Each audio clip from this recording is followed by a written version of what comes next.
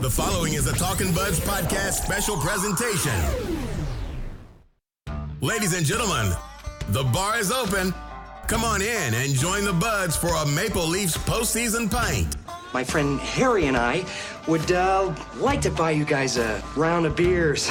You fellas been doing a bit of boozing, have you? Sucking back on Grandpa's old cough medicine? Wash it down with 1 beer, 2 beers, 3 beers. This is the Talking Buds podcast.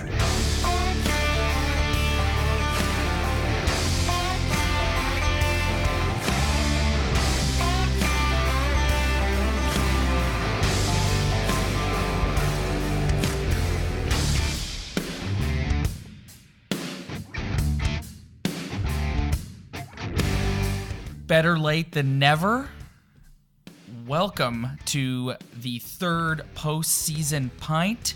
Ryan, a big Game 3 victory last night. We were in the building. I don't know if you can tell, my voice still hasn't fully recovered. What an atmosphere last night.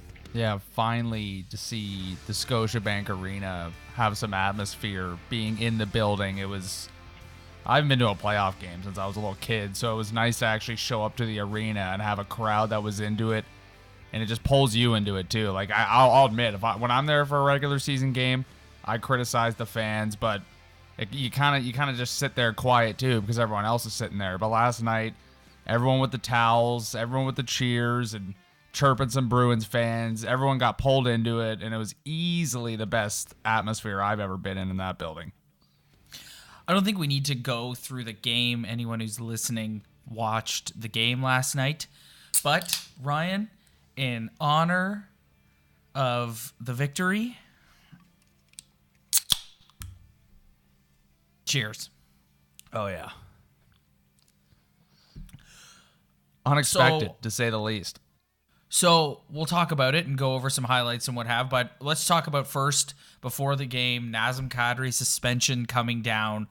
No number attached to it. They just said, you're done for the rest of the series. And, kind of unique. I've never heard of them doing that before. Yeah. Well, it's just kind of, let's get him out of the series before he gets killed by someone on the Bruins, or he goes out and does something stupid and hurts another guy. So it is kind of weird, and everyone just loves talking about suspensions and what he should get.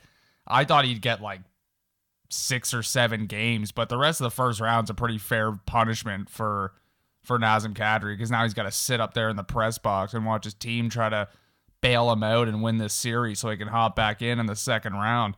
So overall, not really surprised. Guy with a history. He's been suspended a couple times before, so no surprise there for me.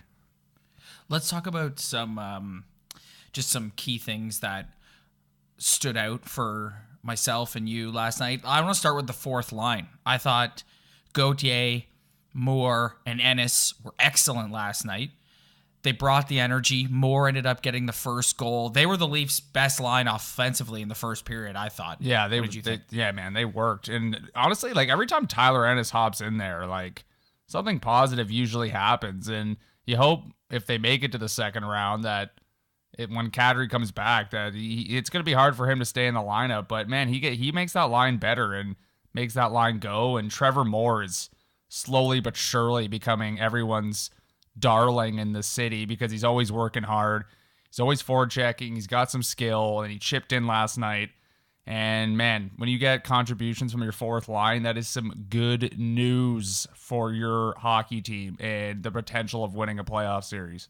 If they get into a situation in the offseason where they have to move on from a Connor Brown, or even if they have to move on from a Kapanen or a Janssen, it's more makes you feel better if that were to happen. Oh, 100%. Because of how well he's played. And I think, you haven't seen the skill yet, but if you just watch him play, stick handle around and play with the puck, you can tell he's not Freddie the Goat skill. The guy's got some skill, and he's got some speed, and he works hard, and that's something this city falls in love with, a guy who constantly works hard every single hockey game.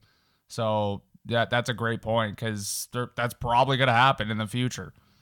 Second point to go over the Leafs. Power play got going last night. Oh, Austin Matthews finally. and Andreas Janssen. Well, first and foremost, the referees decided they were actually going to do their job last night. Yeah. And pulled the whistles out, called some penalties against Boston, and the Leafs made them pay twice with goals from Matthew and Janssen. Yeah, we've been talking about it all year, man. Like, I've been so hard on their power play because it should be one of the best in the league. And even though statistically it was still one of the best in the league, with the guys they have on there, it should be even better than that. It should be, the expectation should be higher. And earlier in the year, they said, Mike Babcock, that they'll get back on teams by scoring on the power play. And that wasn't the case for the second half of the season. It really struggled. They couldn't convert. Hard time getting in the zone, giving up shorthanded goals. But last night, if you want to win a big boy series in a big boy hockey game, once you get those opportunities on the power play, you have to cash. And working hard down low, finally on the power play. And like none of the goals were off that Mitch Marner setup slap pass. They were all just hard work, get the puck in front of the net to an open guy, and bing, bang, boom, 2 goals in the power play. And that's a difference in a playoff game, man. When you capitalize on those opportunities, and a guy like Austin Matthews can get off the snide, and Andreas Janssen stepping in for Nazem Kadri. The Janssen goal was nice. That was a dangle. Yeah, and Kadri, Kadri's gone, so Janssen gets a chance to step in. Notice it wasn't William Nylander who stepped in. It was Andreas Janssen, and he got an assist and a goal on both power plays that they capitalized on. So, man, like if they can just capitalize like once a game or get some great chances on a power play, like you can just see the difference it makes towards them winning a hockey game. Like they got to keep it up. And it messes with the way the Bruins want to play. The Bruins can't go out there and start running around because if they take a penalty, the Leafs are going to make them pay for it. And the problem with the Leafs, too, all year is they didn't draw any penalties because they weren't working hard enough to draw penalties or playing physical enough. And I thought the Leafs were as physical as they could possibly be last night. Like that's probably as physical the Maple Leafs could get. And look what happened. You got a couple power plays, and when you score, it's a huge difference, and they win the hockey game. That Austin Matthews celly. Nobody on the team cellies better than him, in my opinion. Yeah, he needed that, man. Like, he needed that goal so bad. Like, that's going to, hopefully it carries over, but he needed that one badly, and he got it. And it wouldn't be normal if we didn't point out Mitch Marner, who, like, I must have watched the clip of him blocking those 2 shots 50 times today. Oh, yeah. Just unreal. What a warrior, what a leader. Yeah, unreal. Like, just, that's what you got to do, man. Like, I don't care if you're the best player on your team or the worst player on your team. When you got a chance to block a shot to win a hockey game in the playoffs, you take it. And he showed, it wasn't one of those, I'm getting out of the way and the puck hit me. Like, he put his face in front of that puck, and he would do anything to make sure that thing does not go to his net. And he did that. And when you watch one of your best players do that, and a guy who's going to make a whack of money, one of your leaders do that, it's like, yes, like that's playoff hockey right there. So Mitchie, again, comes up huge.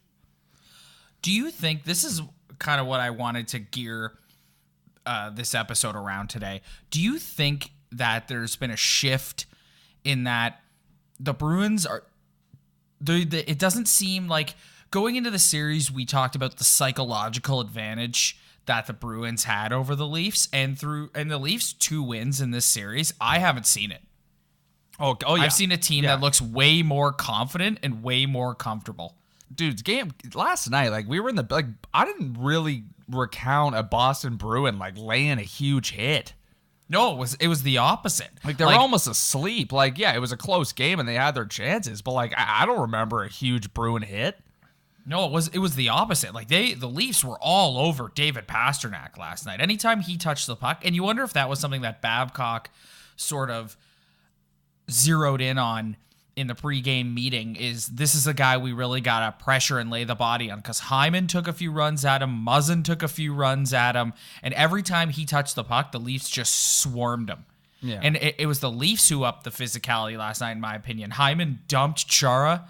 It was amazing. Yeah, and Riley, even Morgan Riley threw a couple hits. Like, and you don't have to be the smartest hockey guy or the highest paid coach in the NHL to know that you have to stop David Pastrnak.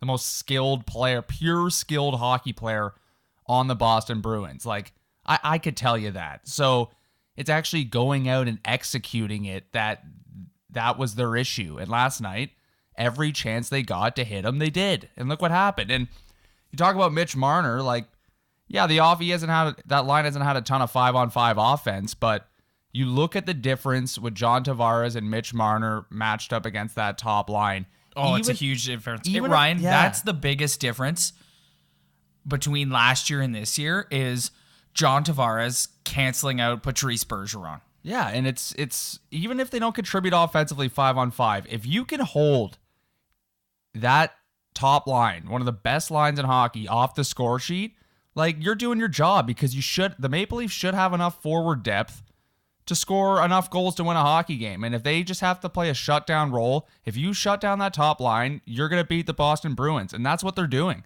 And John Tavares winning faceoff after faceoff against Bergeron, one of the best faceoff men in the league, is absolutely huge. I'd be remiss if we moved on from talking about this game and didn't talk about Freddie Anderson. My voice, like I said, still hasn't recovered from chanting Freddie at the top of my lungs. Just, he made a save last night with his blocker and the butt end of his stick that was just like, it's unbelievable. Oh, he was the most popular guy in the building last night. Oh, 100%. Like, he got the loudest cheers. He got all the chants. Like, and like, it almost goes without saying at this point how good he is. Like, it's like a broken record coming on here and talking about how solid Freddie Anderson was, and he was again last night. He's been great through 3 games and has outplayed Tuukka Rask in every single one of those games. Yeah, and just think about the joke of goalies that this franchise has had over the past decade. Like, to finally have a guy you can rely on, like, it feels good, man. It feels good to have a goalie that you can chant his name in a building, and he gives everyone else confidence. So should we keep this episode completely positive, or should we troll the William Nylander fans a little bit? Well, you can do whatever you want. I'll just say flat out right now, I thought William Nylander was kind of inconsequential last night. Like, I don't think he was horrible, but that line wasn't great, and it like centering that line, Brown has kind of struggled all year. Marlowe's kind of struggled all year. So you put those 3 guys together. Me personally, I was not expecting much, but I'm not gonna rip him for last night. I thought last night he was just kind of there. Didn't do anything super positive or negative. It's disappointing that he's played himself into like I look at him the same way I look at like a Zaitsev, in that if I don't notice you, then that means you didn't make any boneheaded plays, and it's fine. Yeah, and you had a fine game. When you should be noticing him all over the ice. What do you think of the people who say that Babcock should put Moore and Innes with Nylander and move Marlowe and Brown down with the GOAT? I don't. Mike's going to do what Mike wants to do and what Mike thinks is best for his hockey team. Anyone who thinks Mike Babcock is putting Patty Marleau on the 4th line, you're going to be waiting a while. Yeah, if you think Mike Babcock gives a shit about what any fan has to say about the way he puts his lineup together, there's no way. So don't even I get we're all fans, we have our narratives, we want to talk about the game, but you're almost wasting your time at this point trying to piece together a lineup for Mike Babcock's team.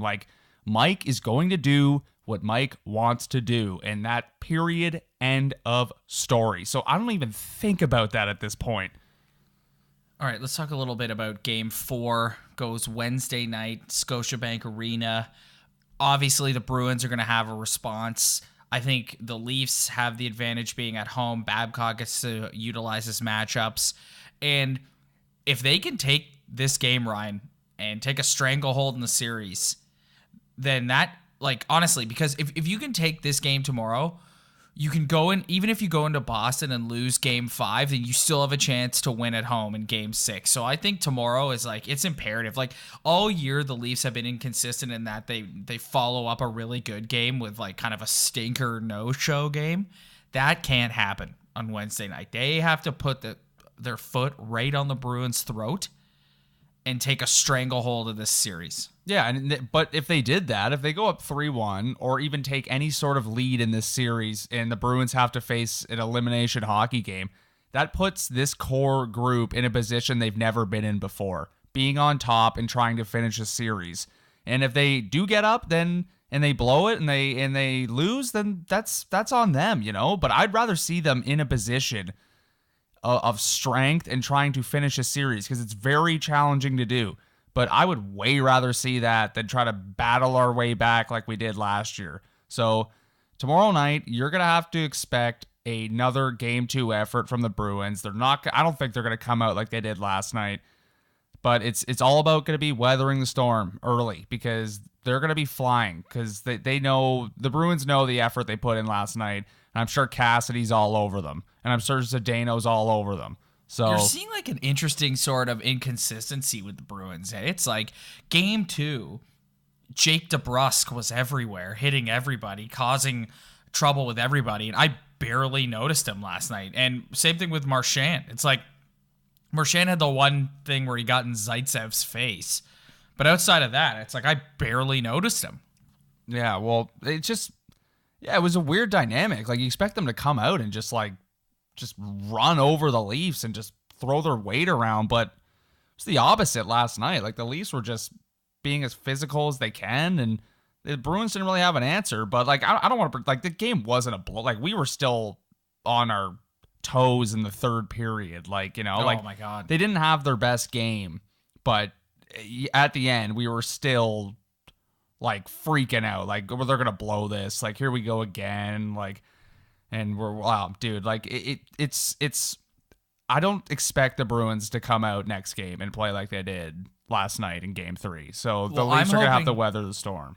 I'm hoping the end of Game 3 with Marner blocking those shots, because if you watch that clip, before anyone goes to Freddie Anderson when they come off the bench, they go right to Marner, and I'm hoping that serves as like a galvanizing moment for the team and brings them all together and inspires them and be like, here's one of your smaller, skilled guys literally throwing his body in front of slap shots to preserve a win. Like, there's some guys on that bench who would serve them well to see that. Oh yeah. So you just can't get too, like, yeah, confidence is key and you want to feel good going into the hockey game, but you can't go into next game riding too high, or else, like, we know what can happen if the Bruins show up and the Leafs don't. Like, this series is tied up quickly. So I'm not going to read in too much last night. I'm just happy that they took a series lead. Was not expecting that at all coming into this series. So the fact that it even happened. 2-1. Yeah, it's pretty... I was going to say that too. I saw a scenario where they would be behind, maybe 2 games and have to battle back. But to be up 2-1 is pretty... I don't think... most people saw this coming. I did not expect that at all. And regardless of how it happened, those 3 games are gone. I'm happy they're up. And now you just got to keep, like, the playoffs. Everything that happens that game and the game ends, you just got to throw it away and just immediately move on to the next game and just keep plugging away, because the Bruins are going to show up at some point. They're not going to play like they did last night for the rest of the series. So they got to be ready, man. Like, they got to be ready to keep playing their game, keep playing hard, keep skating. Like, the difference between them last night and Game 2 is, like, they're just constantly moving their feet last night. Yeah, skating, 100%. Like, it's just that when they're... I know it sounds ridiculous, like they're always skating, but, like, when they're really skating and really putting in effort and really... first on pucks. Yeah, and have first intensity. Pucks, yeah. Like, you could feel the intensity last night that they had. Like, they wanted to come out and not send a message, but, like, be like, we're here to play tonight. Like, we're going to throw the body as much as we can. We're going to forecheck hard. And they did it last night. They pulled it off. They executed it. And that's what can happen if they show up. But we know how inconsistent this hockey team is. So they could show up tomorrow and be brutal. So let's hope that they bring their Game 1 and Game 3 effort tomorrow night. Any last observations before we do bums and beauties? I'll save some negative. I'll save a negative for the bum part, but just overall, it's nice to see this hockey team actually show up for 2 of the 3 games so far, because I was not expecting that at all. All right, let's do it then. Hit the music. It's time to find out who's a bum and who's a beauty. Take it away, buds.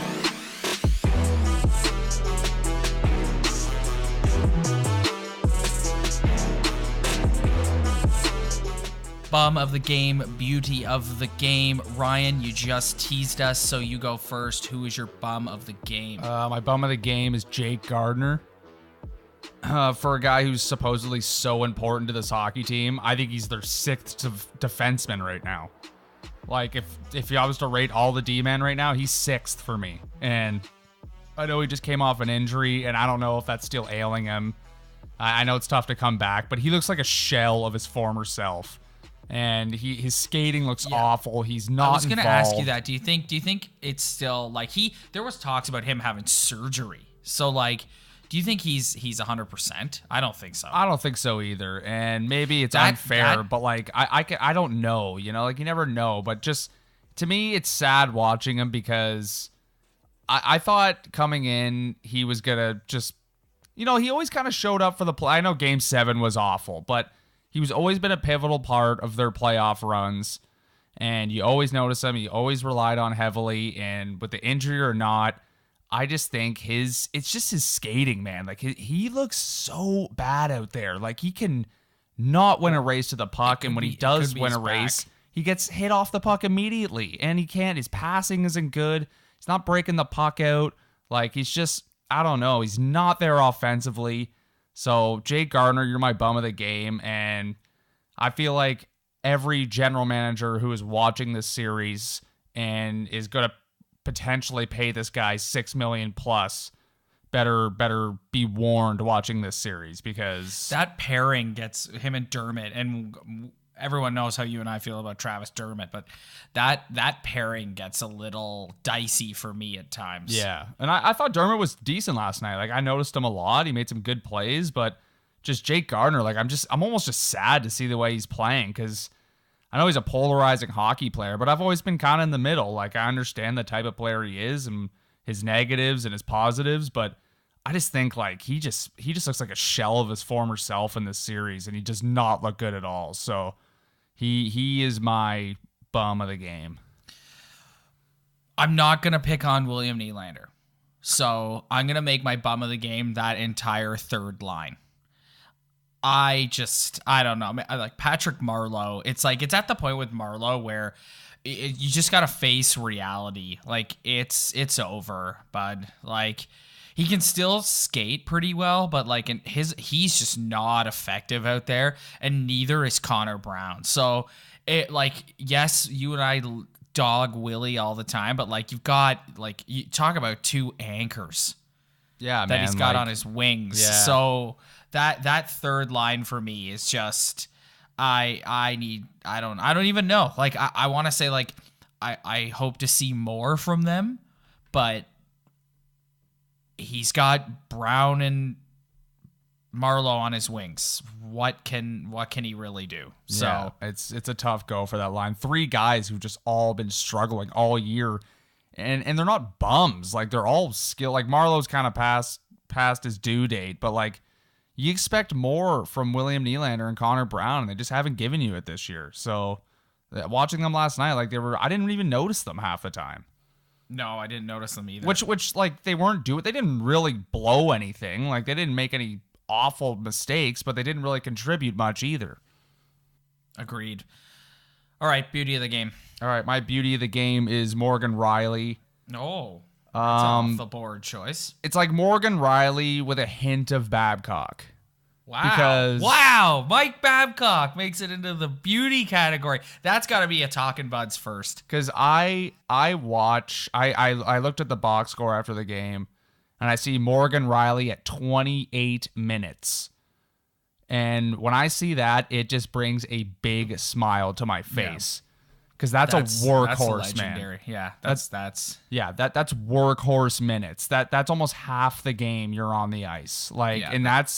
That's what number one defensemen do. And I hate people who say Morgan Riley's not a number one defenseman. I disagree. I think he is. I think he's tremendous. And finally, Mike Babcock just took the reign, like took the, I don't know how to phrase it. Just let him loose, like gave him all the ice time he needed. Let your horse work. And I thought he threw some nice hits last night, and I think he's easily the best skater of the puck on the Maple Leafs. So let's take a look at some ice time now that you brought it up. Yep, Riley 27:58 was by far the leader in ice time.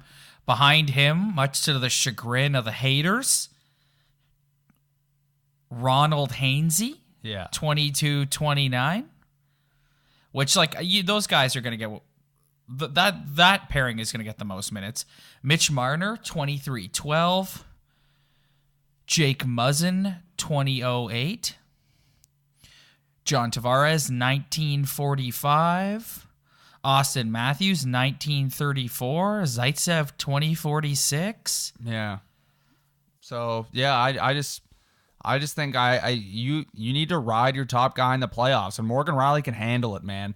And he sure can. There's no one I enjoy watching skate with the puck than Morgan Riley. I just love the guy, so he's my beauty of the game. Okay.